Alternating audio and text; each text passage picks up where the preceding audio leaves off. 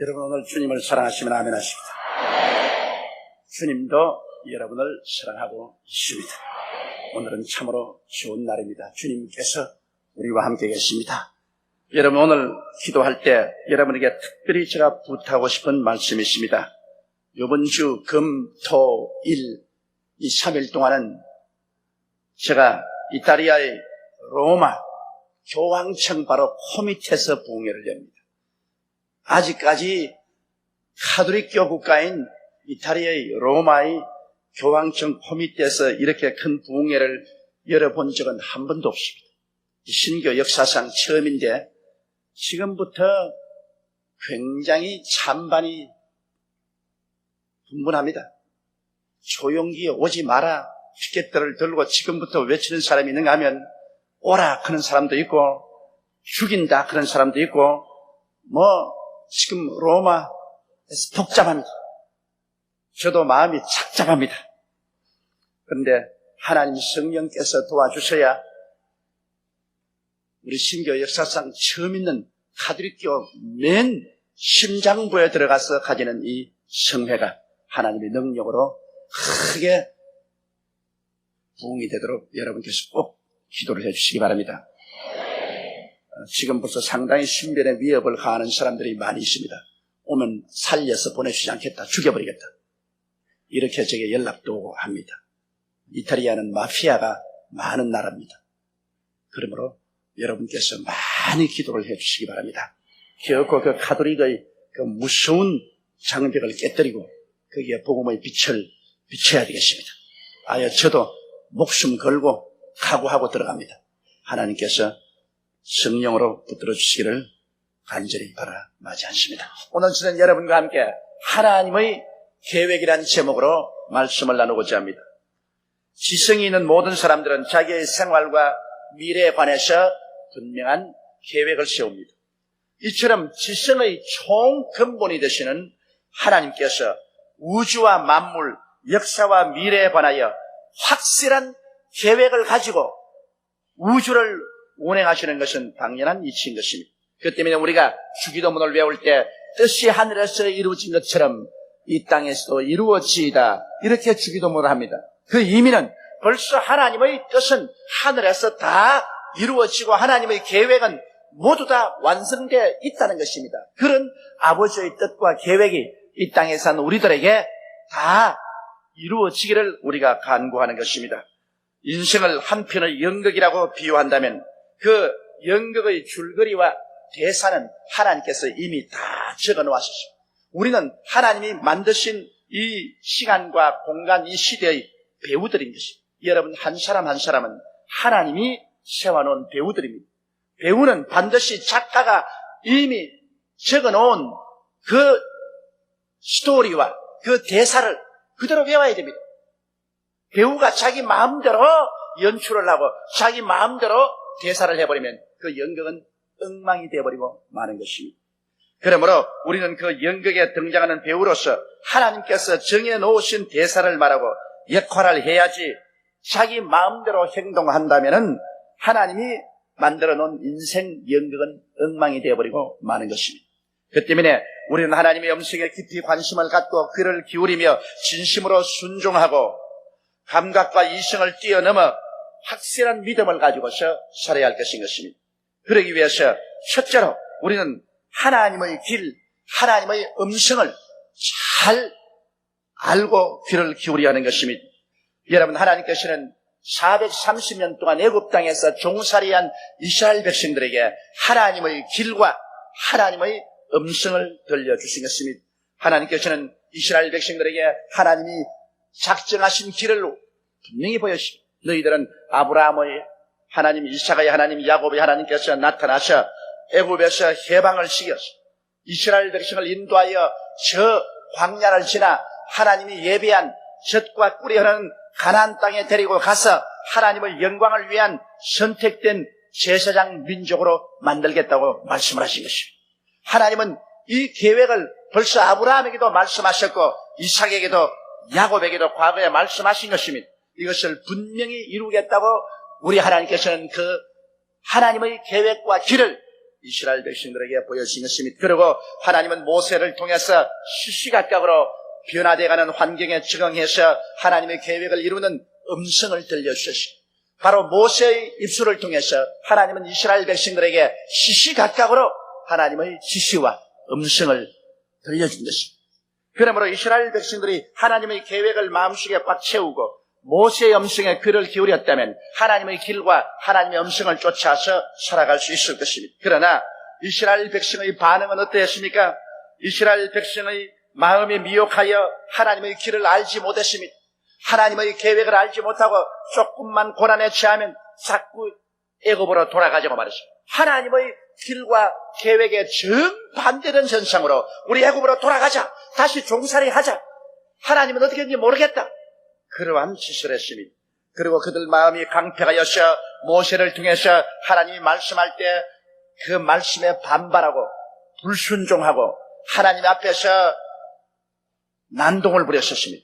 그렇기 때문에 하나님께서 히브리서 3장 7절로 11절에 이렇게 말씀하고 있습니다. 그러므로 성령이 이르신 바와 같이 오늘날 너희가 그 음성을 듣거든 노하심을 격동하여 광야에서 시험하는 때와 같이 너희 마음을 강팍하게 하지 말라. 거기서 너희 열조가 나를 시험하여 증험하고 40년 동안에 나의 행사를 보았느니라. 그러므로 내가 이 세대를 노하여 가로되 저희가 항상 마음이 미혹되어 내 길을 알지 못하였도다 하였고 내가 노하여 맹세한 바와 같이 저희가 내 안식에 들어오지 못하리라 하셨다 함과 같으니라. 그렇게 말하고 있는 것입니다. 그러므로 이스라엘 백성이 늘 하나님의 길을 알지 못하고 하나님의 음성에 완악하게 대적했으므로 하나님께서는 나중에 이스라엘 백성을 포기해버리고 말한 것입니다. 너희는 내가 계획한 안식의 땅에 못 들어오는 버림받고 말았다. 그래서 이스라엘 백성들을 하나님 버리고 말한 것입니다. 우리는 오늘날 우리들에 대한 하나님의 길과 하나님의 음성에 귀를 기울여야 됩니다. 나 같은 인생 무슨 하나님이 관심을 가질 것이냐, 그렇게 말할 사람이 있을는지 모르겠지만 여러분이 오늘 이 교회에 와서 앉아 계신다는 이 사실이 하나님이 여러분에게 관심을 가지고 있다는 증거인 것입니다. 왜냐하면 예수께서 말씀하시기를 너희가 나를 택한 것이 아니요 내가 너희를 택하였다고 말씀한 것입니다. 아버지께서 내게 오게 하지 아니하시면 내게 올 자가 없나니라고 말씀하신 것입니다. 그러므로 여러분은 하나님의 택하신 바요 아버지께서 예수께로 와서 그 아들 예수와 교제하게 했기 때문에 여러분을 하나님이 소상히 알고 계십니다.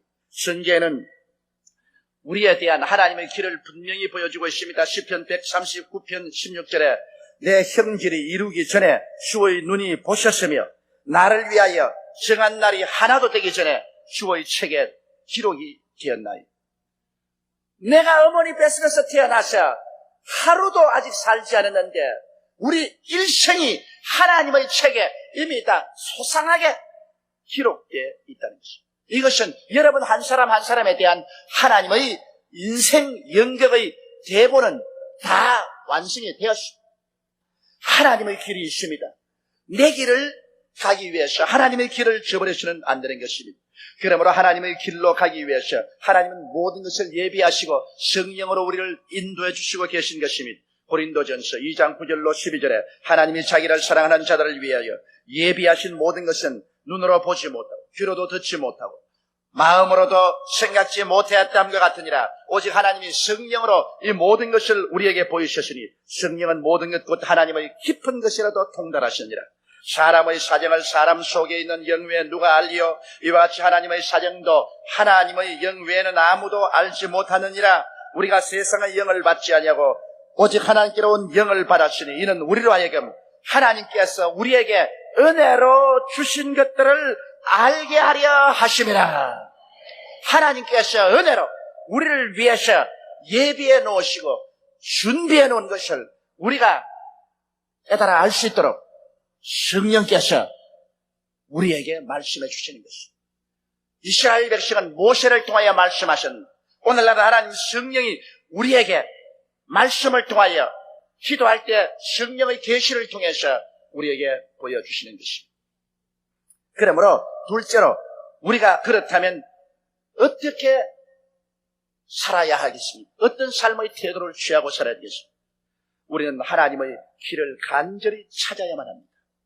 사람들은 자기의 길을 정해놓고 하나님의 도움을 청합니다. 하나님, 나는 이 길로 가겠습니다. 이 사업을 하겠습니다. 이렇게 살겠습니다.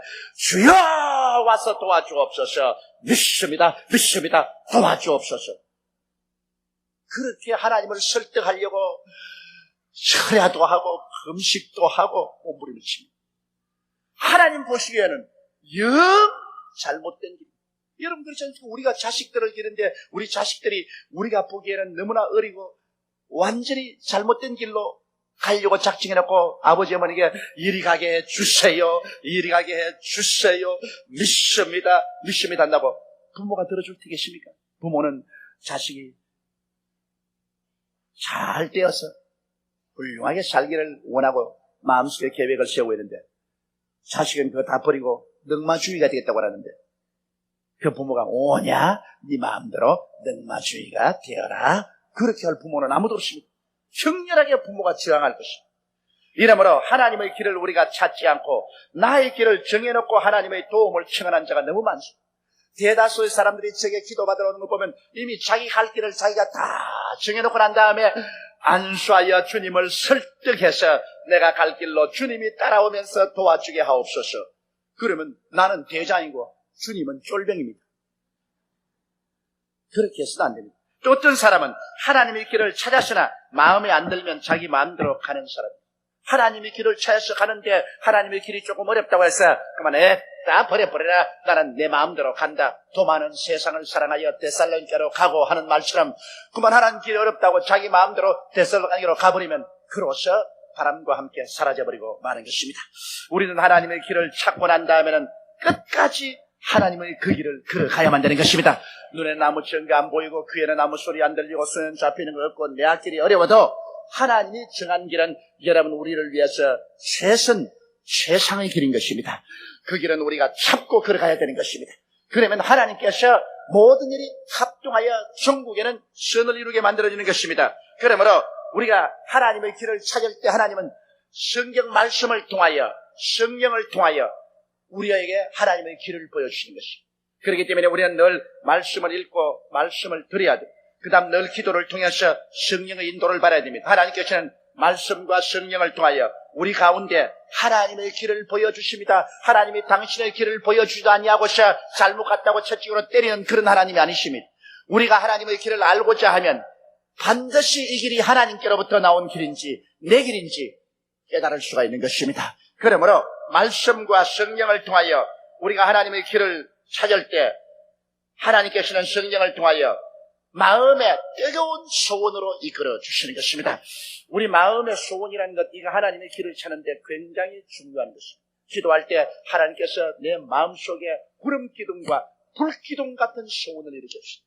그리고 내가 하나님께 늘 계속해서 기도할 때 이 구름기둥과 불기둥 같은 소원이 사라져버린다면 이것은 일시적인 감정적인 것이고 그렇지 않으면 마귀가 미혹한 것입니다. 그러나 성령으로 온 마음의 소원은 우리가 기도할수록 그 깊이와 넓이와 높이가 더 많아지고 지구하게 마음속에 여러분의 전신을 휘어잡는 간절한 소원으로 여러분을 이끌어 주시는 것입니다. 이러므로 우리가 기도할 때 말씀과 성령을 통하여 마음에 뜨거운 소원이 오는가 그것을 살펴봐야 되고 일단 마음에 환한 깨달음이 오는 것입니다.